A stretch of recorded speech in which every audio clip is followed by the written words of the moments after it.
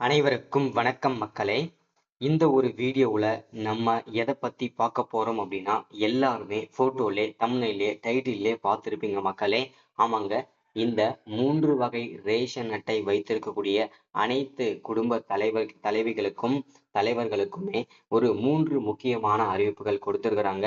இந்த நீங்கள் வந்து என்பிஹெச்ஹெச் கார்டு வச்சுருந்தாலும் சரி, இல்லை பிஹெச்ஹெச் கார்டு வச்சுருந்தாலும் சரி, இல்லை வந்து ஏஏஒய் இந்த ரேஷன் அட்டை வைத்திருந்தாலும் சரி, இந்த 3 வகை ரேஷன் அட்டைகளுக்குமே வரக்கூடிய 1/7/2005 முதல் 3 முக்கியமான அறிவிப்புகள். அது மட்டும் இல்லாம இன்னும் 3 நாள் மட்டும்தான் டைம் இருக்குங்க.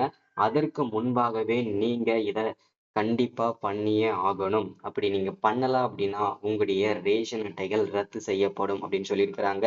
அது என்ன பண்ணணும் அப்படின்னு கேட்டீங்கன்னா, கைரேகை கைவிரல் பதிவு செய்யணுங்க. சரிங்களா? ஸோ ரேஷன் அட்டை வைத்திருக்கக்கூடிய அனைவரும் கட்டாயம் கைவிரல் கைரேகை பதிவு செய்யணும்.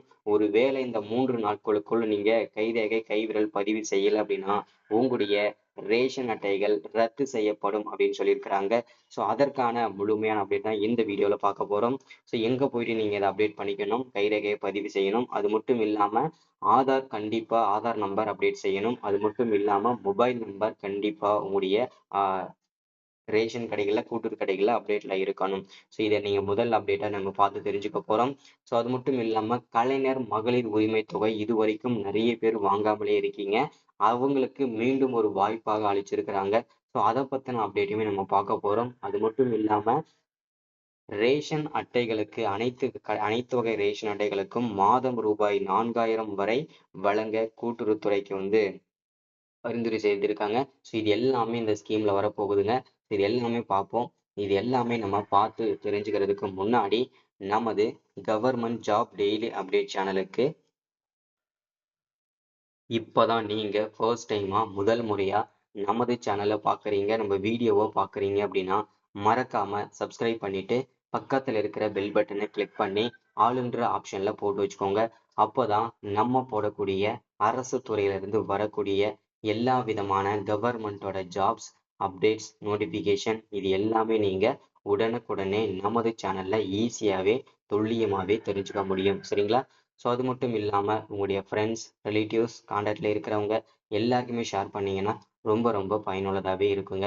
ஏன்னா இந்த மாதிரி முக்கியமான வீடியோஸ் அப்டேட் நோட்டிஃபிகேஷன்லாம் நமது சேனலில் தான் ரெகுலராக அப்டேட் ஆகிட்டு இருக்குங்க. ஸோ இந்த மாதிரி ஸ்கீம்லாம் நமது சேனலில் ரெகுலராக நீங்கள் பார்த்து தெரிஞ்சுக்க முடியும்.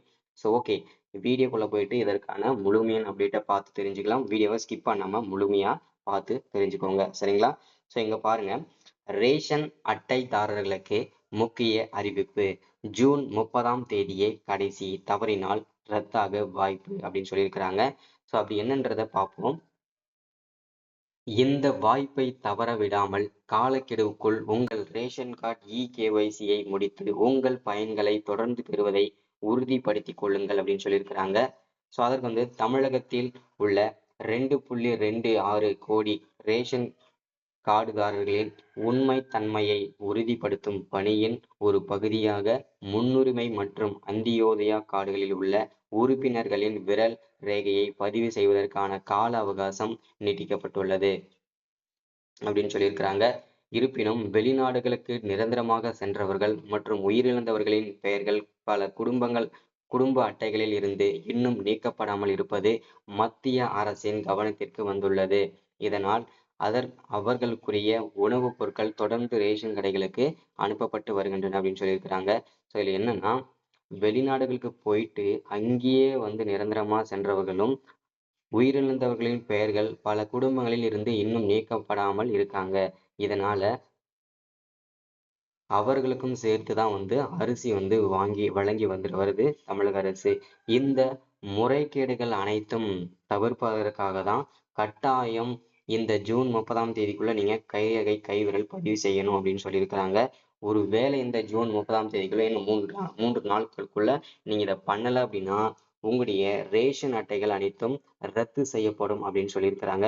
ரத்து செஞ்சிட்டாங்க, கேன்சல் பண்ணிட்டாங்க அப்படின்னா உங்களுடைய ரேஷன் அட்டைகள் இனிமே எந்த ரேஷன் கடைகளிலும் போயிட்டு நீங்க பொருட்கள் மானிய விலையில இந்த ரேஷன் பொருட்கள் எதுவுமே வாங்க முடியாது.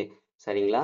அதுக்கப்புறம் நீங்க புதுசா தான் வந்து ரேஷன் அட்டைகளை வந்து வாங்கணும், அப்ளை பண்ணிக்கணும், விண்ணப்பிச்சுக்கணும். சரிங்களா?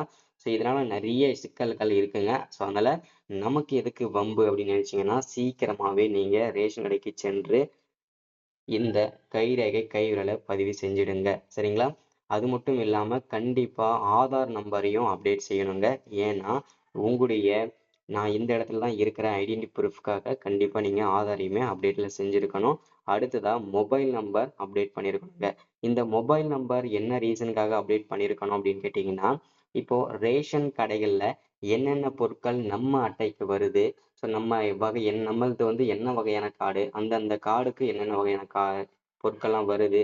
ஸோ இது எல்லா பொருட்களுமே வந்து பார்த்தீங்கன்னாக்கா எப்படி நம்ம வாங்குறது, ஸோ வாங்கின உடனே என்னென்ன விலையில நமக்கு கொடுத்துருக்குறாங்க, ஸோ எவ்வளோ மானியம் கொடுத்துருக்குறாங்க, ஸோ அது எல்லாமே உங்களுக்கு மெசேஜ்லேயே வந்து ரிப்ளை வந்து கொடுத்துடுவாங்க. சரிங்களா?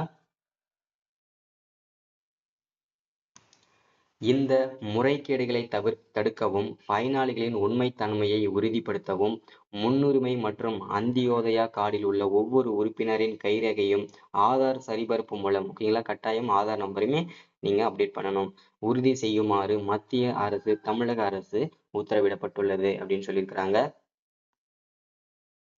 இதன்படி தமிழகத்தில் உள்ள ரேஷன் கடைகளில் விற்பனை முனைய கருவிகள் பாயிண்ட் ஆஃப் சேல் அதாவது POS அப்படின்னு சொல்லுவாங்க அந்த மிஷின்ல மூலம் கார்டுதாரர்களின் விரல் ரேகை பதிவு செய்யப்பட்டு ஆதார் மேற்கொள்ளப்பட்டு ஆதார் சரிபார்ப்பு மேற்கொள்ளப்பட்டு வருகிறது. இந்த பணி கடந்த ஆண்டு தொடங்கப்பட்டது அப்படின்னு சொல்லியிருக்கிறாங்க. முன்னதாக இந்த பணியை மார்ச் 31ஆம் தேதிக்குள் முடிக்க விதிக்கப்பட்டிருந்தது. ஆனால் தற்போது வரை பல லட்சத்துக்கும் மேற்பட்ட பயனாளர்கள் தங்களது விரல் ரேகையை பதிவு செய்யாமல் உள்ளனர் அப்படின்னு சொல்லியிருக்காங்க. அதனால வந்து இந்த நிலையில் ரேஷன் கார்டு இகேஒய்சி காலக்கெடு ஜூன் 30ஆம் தேதி, அதாவது இந்த மாதத்தோட 30ஆம் தேதி வரைக்கும் டைம் கொடுத்துருக்காங்க. இன்னும் 3 நாள் டைம் இருக்குதுங்க. ஸோ அதனால சீக்கிரமா எல்லாருமே நீங்க அப்டேட் பண்ணிடுங்க. சரிங்களா? எனவே இன்னும் விரல் ரேகை பதிவு செய்யாத பயனாளர்கள் உடனடியாக தங்கள் அருகிலுள்ள ரேஷன் கடைகளுக்கு சென்று ரேகையை பதிவு செய்து அரசின் இந்த திட்டத்தின் பலனை தொடர்ந்து பெறுமாறு அறிவுறுத்தப்பட்டுள்ளது.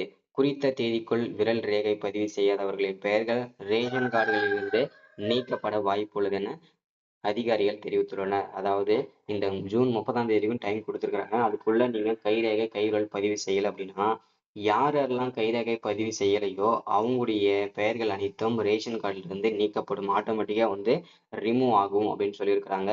அது மட்டும் இல்லாம ரேஷன் கார்டுல யாரெல்லாம் கைரேகை கைவிரல் பதிவு செஞ்சிருக்காங்களோ அவங்களுக்கு மட்டும்தான் மாதம் மாதம் அரிசி இனிமேல் வரும் அப்படின்றத மென்ஷன் பண்ணியிருக்கிறாங்க.